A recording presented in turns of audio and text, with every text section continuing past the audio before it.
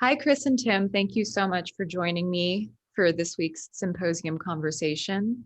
I'm so excited to share what you both have created with our Musaics of the Bay audience. And I actually wanted to start with Kris and ask you a little bit about why you were drawn to Tim's painting, Dawn, which is the basis for your composition. Yeah. So pretty much just that, like, I was torn between dawn and I want to say the other one's sunset, right, Tim, or is it sunrise? Yes. Okay.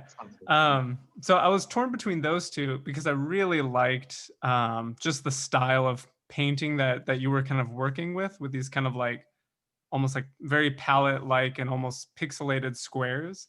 And both of them were really interesting to me.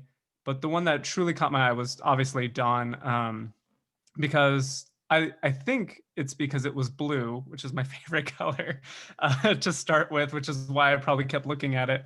But then I did notice that Tim included those kind of like white flecks of paint on it. And as I think I said earlier in my like composer intro, it just got me really thinking, and I started to kind of just like reframe how I thought of what dawn actually was, and how, like, yeah, it's, the start of a new day. Many people see it as like rebirth, or, just the start of something new. But Tim, since you included those white dots, I also saw it as like, well, this is actually just the end of night.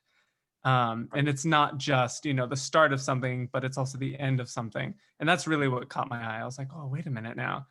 I'm seeing this completely differently now. Yeah, so very much appreciated. Great. So Tim, can you say a little bit about the background behind Dawn? I know you say a little bit about this in your recording that you provided me with, but is there anything else that comes to mind?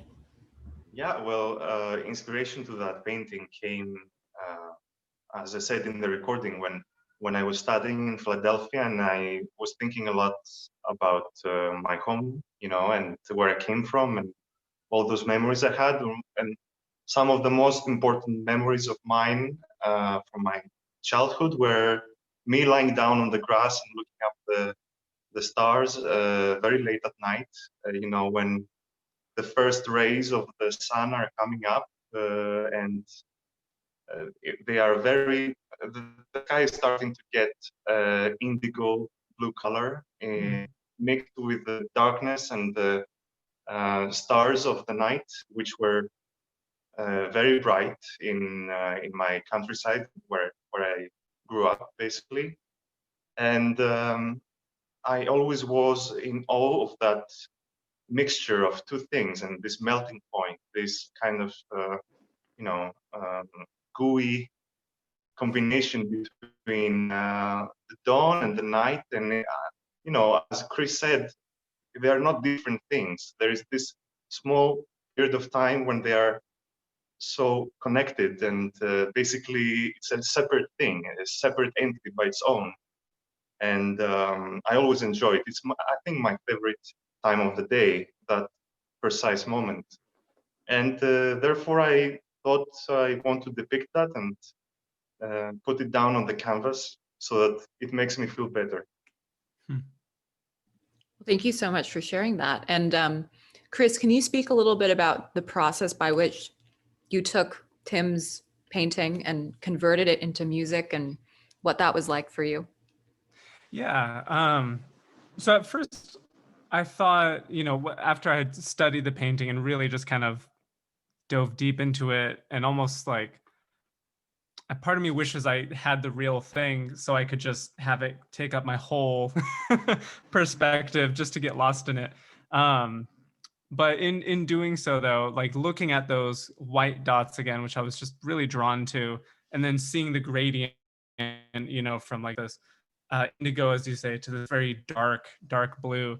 I'm like, well, maybe I think I started to get a little too heady with it to begin with. I was like, well, maybe I'll start with something, and make it feel like the piece itself is like a gradient of, you know, maybe something exciting to something more drawn out, or vice versa. I was like, maybe I'll use pizzicato to represent the dots. And then I realized, I was like, I'm getting too too composery with this, you know. I'm like, I was trying to force inspiration out of it when I was already inspired by the painting. So I was like, I just have to listen, like just listen to where my ear is taking me versus where I'm trying to take my ear, you know. And so I was like, well, this is it's just a simple idea that has a lot of complex things underneath it. So I was like, so why don't I just start with something simple? Like, why try and just get complicated? You know, why be like, oh, here, let me. And of course, you know, no disrespect to anyone who does do this, but it's just my process. And for this composition in particular, I was like, you know, I'm not going to do like a 12-tone row or a melodic, you know, like a palindrome or something. I was like, let me just get an idea down, and then I'll just kind of roll from there and just let it kind of unfold, you know. So it's just a very, you know, just a very simple little 4-note thing. And I just played that at my piano just a few times. And I played it fast, I played it slow until I found like a good tempo. And then I started to, you know, after listening to many of Tim's recordings, I was like, okay, how might Tim, you know, perform this? And I really tried to get in his head. You know, and I started to like, I always tend to like pretend like I'm actually at the instrument, even though I've never played cello, never played violin or anything I've written for, except for piano and percussion. But, you know, I was like, okay, what is the breath like, you know, as Tim is performing this? What are the motions? And that's how I kind of found like that very, I even put it in the score, like a pensive tempo to it. I was like, you're just kind of letting it slowly unfold. I was like, you know, it's quiet. And then again, I'm like, but you know, the second time it's even quieter because you're really just starting to sit in this. So it was my way of trying to, one, get into Tim's head, and two, also try and just invite the audience and be like, this is how I write. This is my music. This is how I am inspired by this piece. And it's just going to take its time in the beginning, at least. Yeah, so definitely moving from, yeah. If you don't mind me saying that, I really enjoyed working on this piece because of the reason you just mentioned, that it is not overwritten. Thank you. It is very simple and yet fulfilling. You know, there is not too much of you know, controlling the score, as you said, because I feel I too don't want to disrespect anybody, but many composers now, they love to write every single detail they have in their mind, and in a way, for us performers, that is great, but it can also be limiting because there is no space for us to put our own thoughts into what is intuition, you know, from our intuition. And I appreciate it because, you know, first of all, your composition, I could see how it resembles the painting. It had a very nice link to it. And Audrey, I have to say that Kris and I didn't really work together. It was so clear. Yeah, I mean, the score was so simple and clear, and there was nothing for me to ask him because it was very, very, you know, transparent and beautiful, and it was a great experience for me. So thank you, Kris. Yeah, thank you, Tim. Oh my gosh. Yeah, and yeah, exactly as Tim said. Yeah, we really didn't have much correspondence outside of me telling Tim, I've narrowed it down to these 2 paintings, and I still don't know which one, because I was so, you know, enraptured by both of them. And then the next email was me telling Tim, hey, here's the score. If you have any questions, let me know. It just kind of flew out though, which was, it was a really great flow to it, which was really nice. Yeah.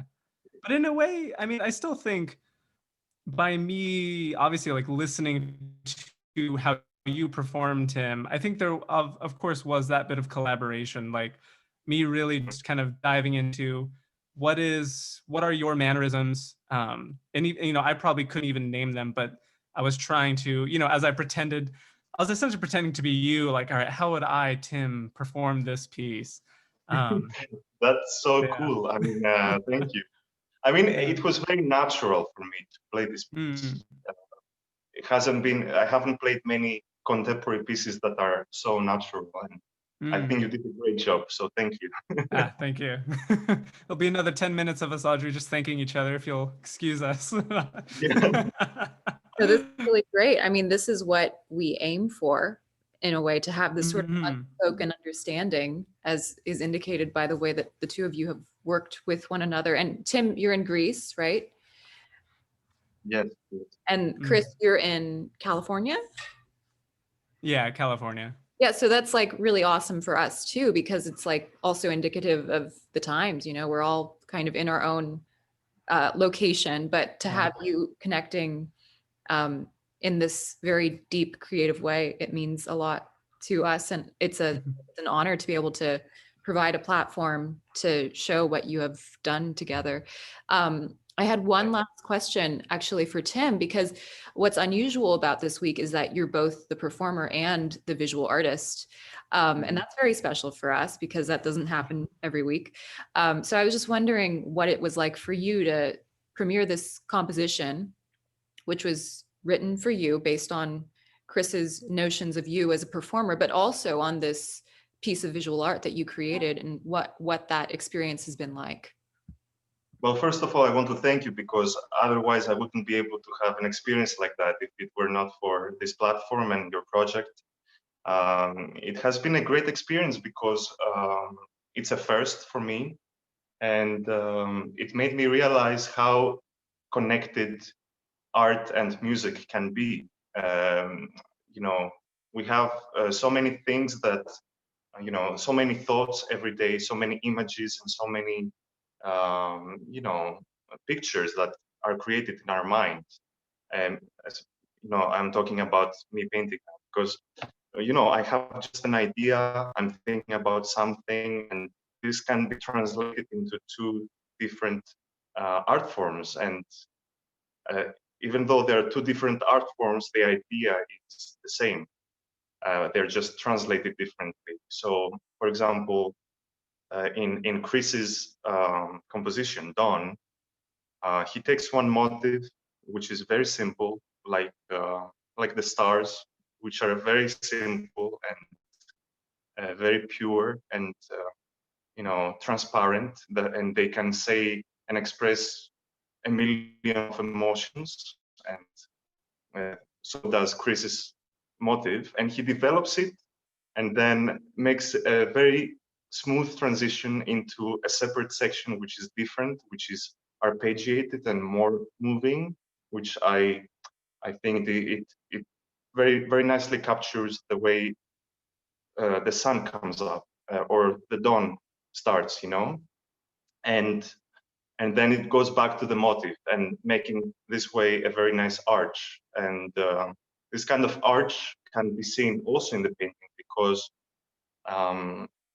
in the painting I'm painting round with round figures, so everything is focused in the middle, and there is this sort of circle created, and the audience is drawn into the middle. So there's very nice point of views that one can see this painting and connect the painting to the music. I apologize for my English. I haven't spoken in English in a very long time. So thank you.